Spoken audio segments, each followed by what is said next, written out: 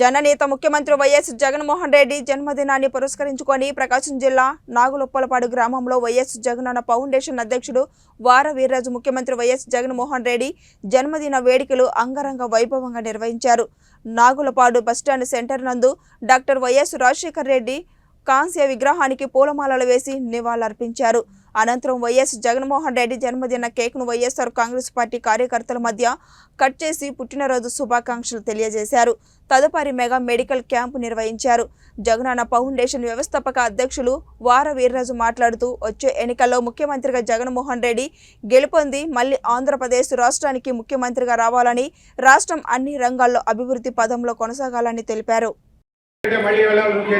చాలా ఇబ్బంది పడేవారు. మరి ఈ రోజు అయితే మరి అమలు నుంచి 3,000 రూపాయలు పెన్షన్ ఇవ్వబోతున్నారు. అది మీ అందరికీ తెలుసు. మరి 1వ తారీఖు తెల్లవారుతుండగానే మన వ్యవస్థ జరుగుతుంది.